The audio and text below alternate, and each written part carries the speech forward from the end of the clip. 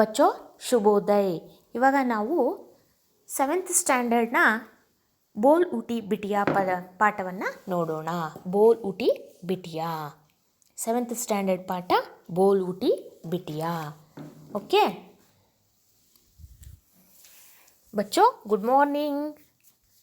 बच्चों good morning. Okay इवागा नावु आज 7वीं कक्षा पाठ अभ्यास करेंगे. 7th स्टैंडर्ड ना पाठवನ್ನ ಅಭ್ಯಾಸ ಮಾಡೋಣ. ಆ ಪಾಠದ ಹೆಸರೇನು? ಬೋಲ್ ಊಟಿ ಬಿಟಿಯಾ. ಬೋಲ್ ಊಟಿ ಬಿಟಿಯಾ. ಓಕೆ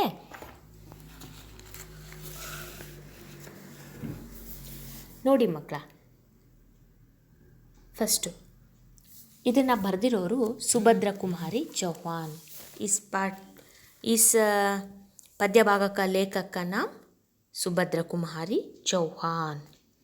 इस कविता में बिटिया की नोಡ್ಕೊಳ್ಳ್ರಿ ಆ ಬ್ರ್ಯಾಕೆಟಲ್ಲಿರೋದು. इस कविता में बिटिया की तुतली बोली और मौज में मिट्टी खाने के प्रसंग का वर्णन है. बेटी की मंजुला मूर्ति देखकर मिलकर उठने वाली माँ की ममता का सहज चित्रण भी है. ಅಂದರೆ इस कविता में बिटिया की तुतली बोली और मौज सी मिट्टी खाने की प्रसंग का वर्णन है. बेटी की मंजुला मूर्ति देखकर खिला उठने वाली माँ की ममता की ಸಹಜ ಚಿತ್ರಣ ಬಿ ಹೈ. ಅಂದರೆ ಈ ಕವಿತಾ ಭಾಗದಲ್ಲಿ ಬಿಟಿಯಾಕಿ ತುತಲಿ ಬೋಲಿ ಮಗುವಿನ ತೊದಲು ನುಡಿಗಳ ಬಗ್ಗೆ ಮತ್ತು ಆ ಮಕ್ಕಳಿದ್ದಾಗ ಏನು ತಿಂತೀರ ನೀವೆಲ್ಲ? ಎಲ್ಲರೂ ತಿಂದಿರ್ತೀವಲ್ವ ಮಣ್ಣು, ಆ ಮಣ್ಣು ತಿನ್ನೋದ್ರ ಬಗ್ಗೆ ಆ ಪ್ರಸಂಗವನ್ನು ಕವಿಯತ್ರಿಯವರು ನೋಡಿ ಸುಭದ್ರ ಕುಮಾರಿ ಚೌಹಾನ್ ಅವರು ಆ ಪ್ರಸಂಗವನ್ನು ಇಲ್ಲಿ ವರ್ಣನೆ ಮಾಡಿದ್ದಾರೆ. ಅವ್ರ ಮಗು ಬೇಟಿಕಿ ಮಂಜುಳಾ ಮೂರ್ತಿ ದೇಕಕರ್, ಅವ್ರ ಮಗುವಿನ ಮುದ್ದಾದ ಮುಖವನ್ನು ನೋಡ್ತಾ ಆ ಒಂದು ತೊದಲು ನುಡಿಗಳು, ಆ ಮುದ್ದಾದ ಮುಖ, ಆ ಹಾಲುಗೆನ್ನೆ ಇವುಗಳನ್ನೆಲ್ಲ ನೋಡ್ತಾ ಸುಭದ್ರ ಕುಮಾರಿ ಚೌಹಾನ್ ಅವರು ಈ ಪದ್ಯ ಭಾಗದಲ್ಲಿ ವರ್ಣನೆಯನ್ನು ಮಾಡಿದ್ದಾರೆ. ಮಮತಾಕ ಸಹಜ ಚಿತ್ರಣ ಬಿ ಹೈ, ತಾಯಿಯ ಒಂದು ಪ್ರೀತಿಯ ವರ್ಣನೆ ಇದೆ. ಆ ಮಗುವನ್ನು ನೋಡಿಕೊಂಡು ತಾಯಿ ವರ್ಣನೆ ಮಾಡಿರೋದನ್ನು ಈ ಒಂದು ಇದರಲ್ಲಿ ನಾವು ನೋಡಬಹುದು. ಈಗ ಸುಭದ್ರ ಕುಮಾರಿ ಚೌಹಾನ್ ಬಗ್ಗೆ ಸ್ವಲ್ಪ ನೋಡ್ಕೊಳ್ಳೋಣ. ಕವಿ ಪರಿಚಯ, ಆಮೇಲೆ ಅದರ ಶಬ್ದಾರ್ಥವನ್ನು ನೋಡ್ಕೊಳ್ಳೋಣ ಈ ಭಾಗದ ಇದರಲ್ಲಿ, ಆಮೇಲೆ ಅದರ ಪದ್ಯ ಭಾಗವನ್ನು ನೋಡೋಣ. ಓಕೆ, ಪರಿಚಯ. सुभद्रा कुमारी चौहान हिंदी की प्रसिद्ध कवयित्री है. आपका जन्म 1904 में हुआ और मृत्यु 1948 को एक कार दुर्घटना में हुई. आपकी काव्य पंक्तियाँ खूब लड़ी मार्दनी, वह तो हंसी वाली रानी थी प्रसिद्ध है. मुकुल आपका कविता संग्रह है. इसके अलावा आपका कहानी संकलन और शिशु साहित्य भी प्रकाशित है. ಈಗ ಕವಿ ಪರಿಚಯ ನೋಡೋಣ ಮಕ್ಕಳ. ಸುಭದ್ರ ಕುಮಾರಿ ಚೌಹಾನ್ ಹಿಂದಿ ಕಿ ಪ್ರಸಿದ್ಧ ಕವಿಯತ್ರಿ ಹೈ. ಹಿಂದಿಯಲ್ಲಿ ಪ್ರಸಿದ್ಧ ಕವಿಯತ್ರಿ ಸುಭದ್ರ ಕುಮಾರಿ ಚೌಹಾನ್. ಇವರು ಕೂಡ ಹಿಂದಿನಲ್ಲಿ ಪ್ರಸಿದ್ಧ ಕವಿಯತ್ರಿ ಆಗಿದ್ದಾರೆ. ಹಿಂದಿನಲ್ಲಿ ಬಹಳಷ್ಟು ಲೇಖಕರಿದ್ದಾರೆ. ಸುಭದ್ರ ಕುಮಾರಿ ಚೌಹಾನ್ ಅವರು ಸಹ ಪ್ರಸಿದ್ಧವಾದ ಫೇಮಸ್ ಆದ ಕವಿಯತ್ರಿ. ಆಪ್ಕಾ ಜನ್ಮ, ಅವ್ರ ಜನ್ಮ ಯಾವಾಗ ಆಗುತ್ತೆ? 1904 ಆಗುತ್ತೆ. ಮತ್ತು ಅವರು ಯಾವಾಗ ಸಾವನ್ನಪ್ಪುತ್ತಾರೆ? 1948. ಅದು ಏನರಲ್ಲಿ? ಒಂದು ದುರ್ಘಟನೆಯಲ್ಲಿ, ಕಾರ್ ಆಕ್ಸಿಡೆಂಟಲ್ಲಿ ಅವರು ತೀರಿ ಹೋಗ್ತಾರೆ.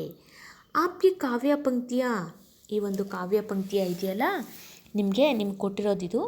ಕೂಬ್ ಲಡಿ ಮಾರ್ದನಿ ವಹಾತೋ ಹಂಸಿ ವಾಲಿ ರಾನಿ ತಿ ಪ್ರಸಿದ್ಧ ಹೈ. ಮುಕುಲ್ ಆಪ್ಕಾ ಕವಿತಾ ಸಂಗ್ರಹ ಹೈ. ಈ ಕಾವ್ಯ ಪಂಕ್ತಿನ ಇದರಿಂದ ಹಾರಿಸಿಟ್ಟಿದ್ದಾರೆ. ಕೂಬ್ ಲಡಿ ಮಾರ್ದನಿ ವಹಾತೋ ಹಂಸಿ ವಾಲಿ ರಾನಿ ತಿ ಪ್ರಸಿದ್ಧ ಹೈ. ಮುಕುಲ್ ಆಪ್ಕಾ ಕವಿತಾ ಸಂಗ್ರಹ, ಮುಕುಲ್ ಅನ್ನೋದು ಅವರ ಕವಿತಾ ಸಂಗ್ರಹ. ಮತ್ತು ಇಸ್ಕಾ ಹಲವಾ ಆಪ್ಕಾ ಕಹಾನಿ ಸಂಕಲನ ಅವ್ರ ಶಿಶು ಸಾಹಿತ್ಯ ಬಿ ಪ್ರಕಾಶಿತ. ಇದರಲ್ಲದೆ ಅವರು ಎಷ್ಟೊಂದು ಮಕ್ಕಳಿಗೋಸ್ಕರ ಶಿಶು ಸಾಹಿತ್ಯಗಳನ್ನು ಕೂಡ ಬರೆದಿದ್ದಾರೆ, ಕಹಾನಿ ಸಂಕಲನ ಕೂಡ ಬರೆದಿದ್ದಾರೆ. ಓಕೆ, ಕವಿಯತ್ರಿ ಬಗ್ಗೆ ತಿಳ್ಕೊಂಡಿದ್ದೀವಿ. ಈಗ ಶಬ್ದಾರ್ಥ ನೋಡೋಣ. ಕುಟಿಯ ಅಂದರೆ ಕುಟೀರ, ಗುಡಿಸಲು.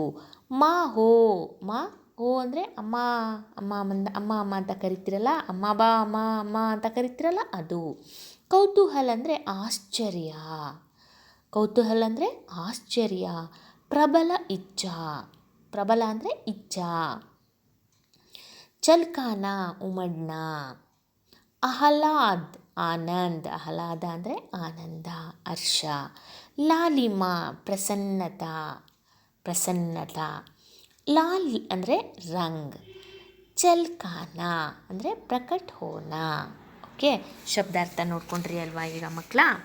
ಈಗ ನಾವು ಈ ಪದ್ಯ ಭಾಗವನ್ನು ಒಂದು ಸಲ ಓದ್ಬಿಡ್ತೀನಿ, ಒಂದು ಸಲ 2 ಸಲ ಓದ್ಬಿಡ್ತೀನಿ. ಆಮೇಲೆ ಇದರಲ್ಲಿ ನಿಮಗೆ ನೀವು ಇದನ್ನು ನೋಡ್ಕೊಂಬಿಡಿ, ಆಮೇಲೆ ಮಿಕ್ಕಿದ್ದು ನೋಡೋಣ. ಓಕೆ.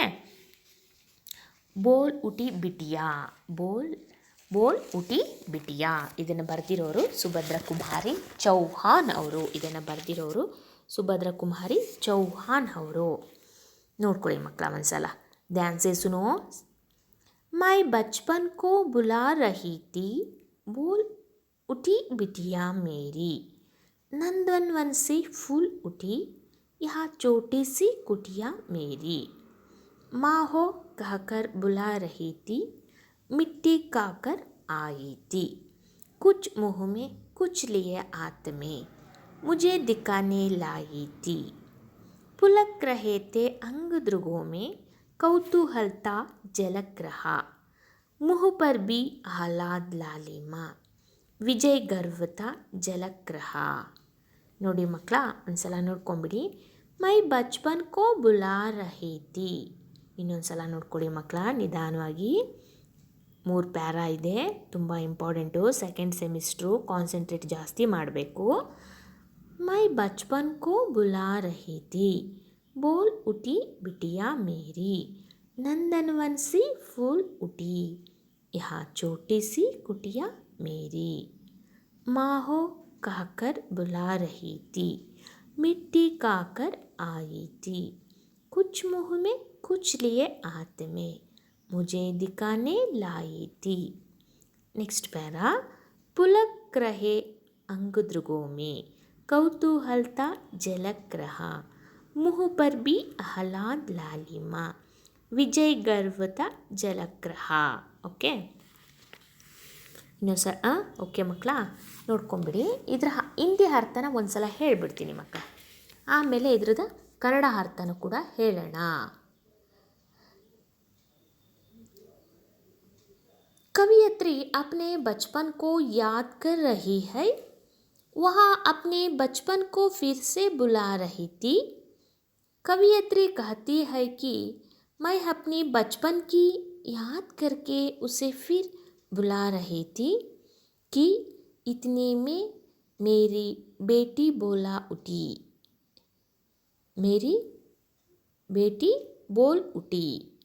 मेरी नंदनवन की फूल जैसी बेटी उठी, यहाँ मेरी छोटी कुटिया नंदनवन जैसी है, और मेरी बेटी फूल जैसी कोमल है, सुंदर है. मेरी बेटी माँ आओ कहकर बुला रही थी, वहाँ मिट्टी खाकर आई थी. मेरी बेटी मिट्टी में कोलकर उस मिट्टी को कुछ अपने मुंह में और कुछ अपने हाथ में लेकर मुझे दिखाने आई. Okay, next. शरीर खुशी से पुलकित हो रहा था, उसकी आंखों में कौतूहल झलक रहा था. मेरी बेटी की संतोष से उसका मुख लाल हुआ था और उसके मुंह पर विजय पाने का गर्व झलक रहा था. मैंने अपनी बेटी से पूछा कि यह क्या लिया. मेरी बेटी मुँह से बोली कि माँ इसे खाओ, माँ इसे खाओ.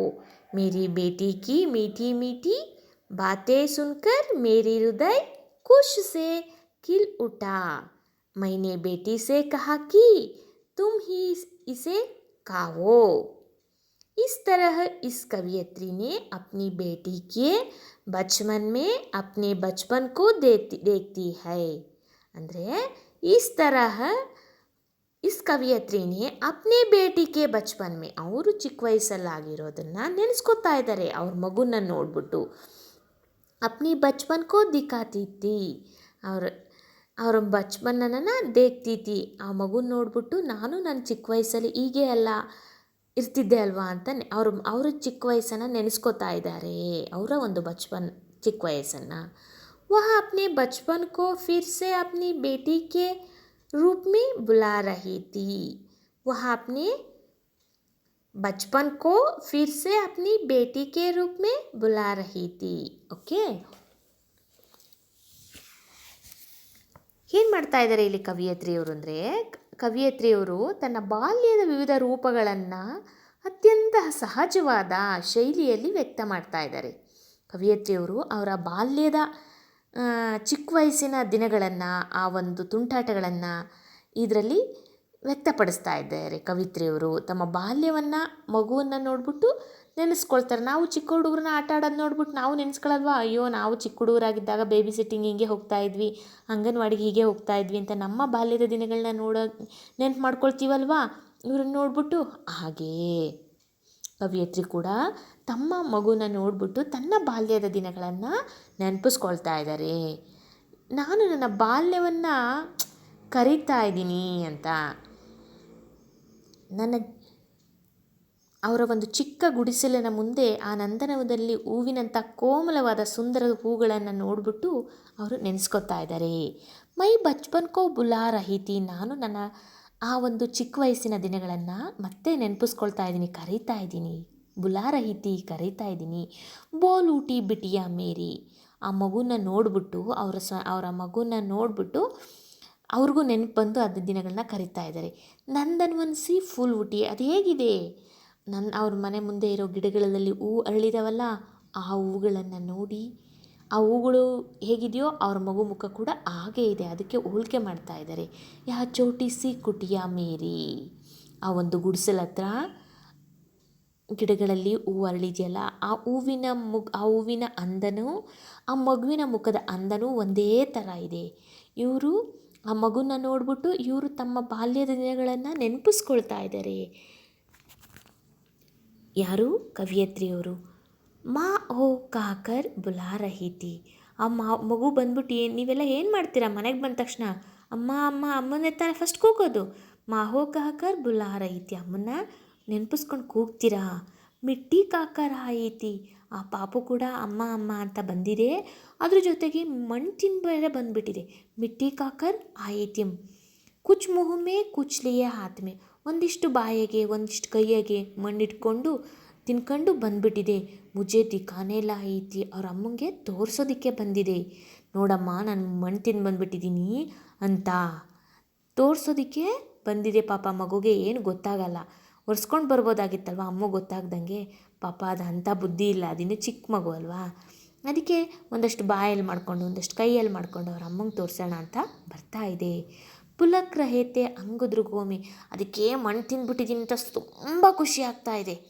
ಪುಲಕ್ ಆ ಮಗು ದೇಹ ಎಲ್ಲ ತುಂಬ ಖುಷಿಯಾಗಿದೆ, ತುಂಬ ಕೌತೂಹಲದ ಜಲಕ್ರಹ. ಅದು ನೋಡೋಕ್ಕೆ ಒಂಥರ ಕುತೂಹಲ.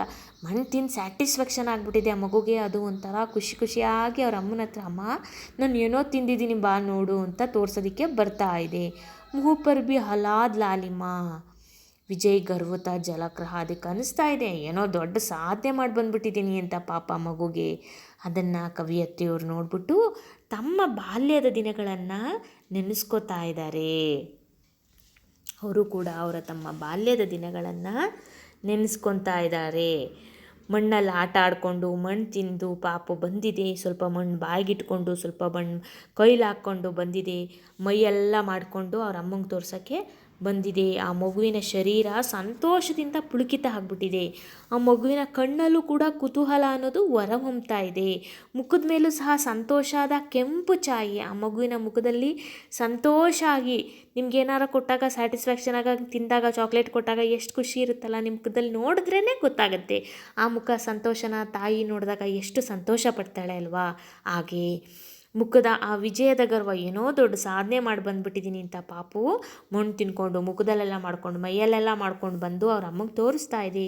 ಏನೋ ತಂದಿರುವೆ, ನಿನಗೂ ಒಂಚೂರು ಕೈಯಲ್ಲಿ ಏನೋ ಹಿಡ್ಕೊಂಡು ಒಂಚೂರು ಇಟ್ಕೊಂಡು ಬಂದಿದೆ ಎಂದು ತಾನು ತನ್ನ ಮಗಳಿಗೆ ಕೇಳಿದಾಗ ಬಂದಿದೆ ಅಮ್ಮನಿಗೆ ತೋರಿಸೋದಕ್ಕೆ, ಅದು ಆ ಮಣ್ಣನ್ನು ತೋರಿಸೋದಕ್ಕೆ. ಆ ಮುದ್ದು ಮಾತುಗಳನ್ನೆಲ್ಲ ಕೇಳಿ ಆ ಅಮ್ಮನ ಹೃದಯ, ಅಮ್ಮನ ಒಂದು ಹೃದಯ ಇದೆಯಲ್ಲ ಆನಂದದಿಂದ ಪ್ರಫುಲ್ಲಿತವಾಗ್ತಾ ಇದೆ ಅಂತ ಇಲ್ಲಿ ಈ ಕವಿಯತ್ರಿಯವರು ಹೇಳಿದ್ದಾರೆ. ಓಕೆ, ಈ ನೋಟ್ಸನ್ನು ಹಾಕಿರ್ತೀನಿ. ನೆಕ್ಸ್ಟ್ ಪೀರಿಯಡು ಈ ಪದ್ಯ ಭಾಗವನ್ನು ಮತ್ತೆ ಇನ್ನೊಂದು ಸಲ ಮಾಡಿಬಿಟ್ಟು ಇದರ ಅರ್ಥನೂ ಇನ್ನೊಂದು ಸಲ ಹೇಳಿಬಿಟ್ಟು ನಿಮಗೆ ಕ್ವಶನ್ ಆ್ಯಂಡ್ ಆನ್ಸರ್ಸನ್ನು ಎಕ್ಸ್ಪ್ಲೇನ್ ಮಾಡ್ತೀನಿ. ಓಕೆ, ಇವತ್ತು ನೋಟ್ಸ್ ಕೂಡ ಇದನ್ನು ಹಾಕಿರ್ತೀನಿ. Okay, thank you. ನೋಟ್ಸ್ ಹಾಕ್ತೀನಿ ಮಕ್ಕಳ. ಇದ್ರ ನೋಟ್ಸ್ ಎಲ್ಲ ನೋಡ್ಕೊಂಡು ರೆಫರ್ ಮಾಡಿದ್ರಿ. ನೆಕ್ಸ್ಟು ಆ ನೋಟ್ಸ್ ನೀವೆಲ್ಲ ಹೋಮ್ವರ್ಕು ಪ್ರತಿದಿನದ ಹೋಮ್ವರ್ಕ್ ಮಾಡಬೇಕು. ಈ ನೋಟ್ಸಿಗೆ ಬರೆದಿರ್ರಿ ನೀವು. ನಾನು ಕ್ವಶನ್ ಆ್ಯಂಡ್ ಆನ್ಸರ್ಸ್ನ ಮತ್ತೆ ನಿಮಗೆ ಇನ್ನೊಂದು ಸಲ ಮಾಡ್ತೀನಿ.